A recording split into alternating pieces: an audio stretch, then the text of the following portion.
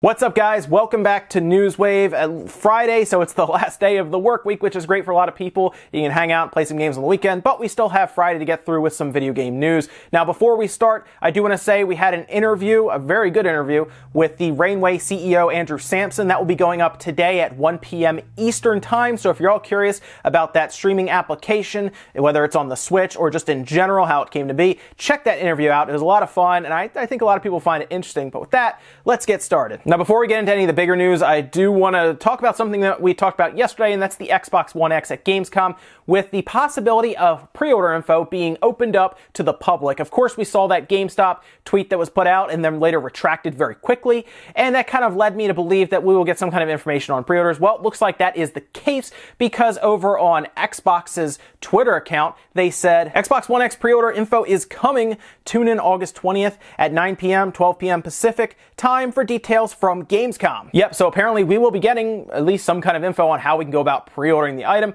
Probably what will happen is they'll do their live stream, and then somewhere in there or at the end or something, they'll say, hey, pre-orders are live now. You can go to your retailer, whether it's GameStop or maybe Walmart or Best Buy. We'll have to see if they do it, because a lot of times Walmart just puts them out and that's it, or you have to wait in line. But they'll probably say, yep, go ahead and pre-order it now. They're open right now. So more than likely, if you want to get an Xbox One X and you're concerned about it being sold out maybe in your area, although some people say it might be too expensive to actually sell out right away. You never know, depending on supply.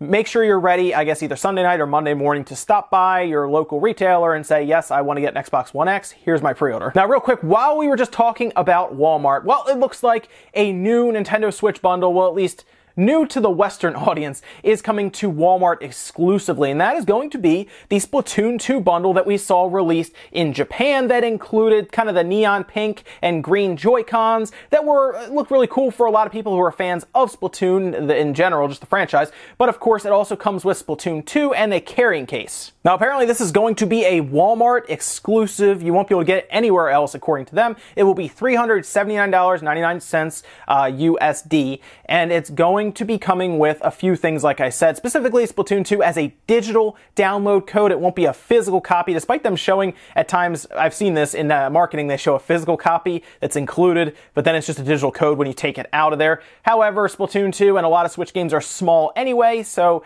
really the digital stuff doesn't matter as much now. It's less, I guess it's less of a big deal when the game is like, a couple gigs as opposed to 50 gigs.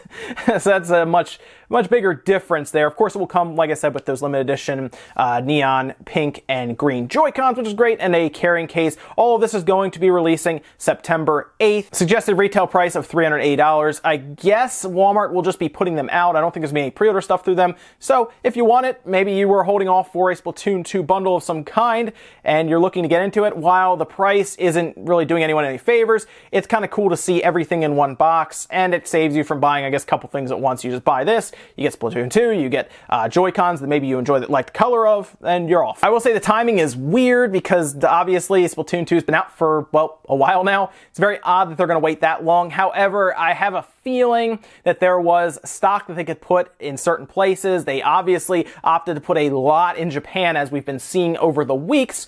So, yeah, I mean, I guess that's what they have to do. It's better than it not coming over, right? Although there probably are people who are a little annoyed that they bought a Switch and Splatoon 2 when it came out, when I guess they could have waited and then bought this bundle pack. But the only difference really that I can see here are the Joy-Cons that are going to be going on sale anyway. So, I guess it's not that big of a deal. Now, of course, the big game that everyone's looking forward to in the Dragon Ball universe is by far Dragon Ball Fighterz, right? It looks amazing. It looks as close to the anime itself as we can get, or at least we've seen in a while. The fighting system looks great. It's very similar to, obviously, to the Guilty Gear type fighting system, and really, it looks like it's going to be a ton of fun. But a lot of things, really, that people were talking about that they didn't like as much with some of these fighting games is that the story mode may be either non-existent or really just written off, and it's kind of like you go through stages and you just fight people, kind of like an arcade mode.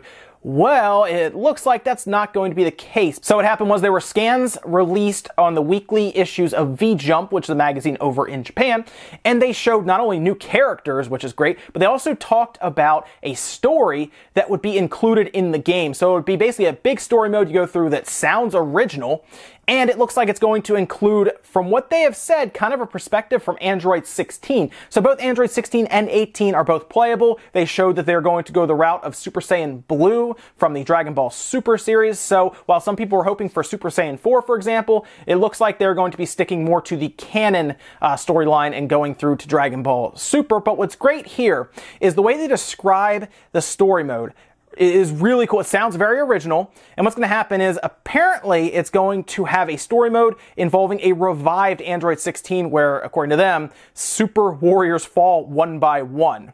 And it's described as a new story for Goku and friends depicted in high-end animation. And this was all pretty much taken directly from a translated script of that V-Jump scan. Now, the scans also talked about online party matches where basically there are 3v3 kind of online matches with different players controlling each character, which sounds that sounds crazy, and apparently the characters will, of course, switch in real time, so everyone controls a character, and basically it's one big party system where if you're in, you're fighting, and then you tag out, and then somebody else comes in and fights. Very cool. I remember they did something like that with Mortal Kombat a while ago. This is the one that was released back on the 360 and the PS3, where you and another person go online and do like tag team kind of action against other people. Of course, you could also do local play, and I like that mode a lot because it really got people really invested in it, and that would normally be sitting on the sidelines watching you fight. So that was a lot of fun. Also, it was really funny sometimes when you would switch your character when the other person wasn't either paying attention or not ready, and then they would just get destroyed by the other person.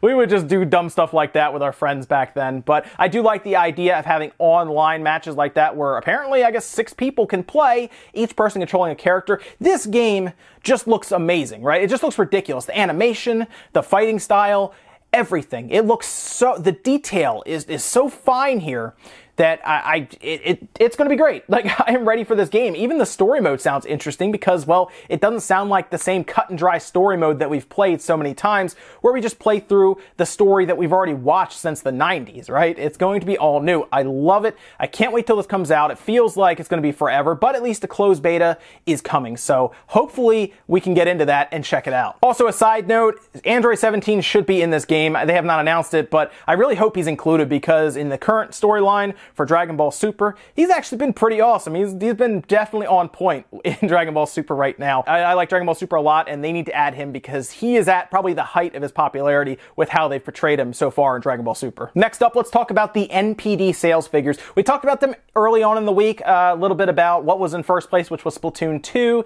and then of course the Switch being the top selling platform. It appeared to be the Switch and the PS4 that made up the majority of the sales through the NPDs, which of course are selling through retailers, physical retailers, to the end consumer. And it looks like, yes, the Switch, PS4, that they were right there, and they looked pretty close in those leaked figures anyway. So really what they have told us at this point is the Xbox One did not have a good month. However, the Switch and the PS4 had pretty good months. They also told us that software sales are up year over year, as well as hardware sales. 19% year over year for the software sales, 29% year over year for the hardware sales, which they have pretty much attributed mostly to the Switch. Because remember, a year ago, like I've said before, the Wii U was struggling mightily. It was barely even there anymore. So now a very popular system with the Switch has pretty much propped up this year over last. They also gave us a look at the top 20 for the games that really sold through in July, and really it's what you'd expect, at least for the top spot, which was, of course, Splatoon 2, overtook Crash Bandicoot Insane Trilogy, which, by the way, is still selling well, and then, of course, we talk about it all the time, Grand Theft Auto 5 is right there at number 3, Final Fantasy 12 below that, Legend of Zelda Breath of the Wild is still around. It's going to be around for a while because as people buy a Switch, they're probably buying Breath of the Wild. Injustice 2, Mario Kart 8, Overwatch,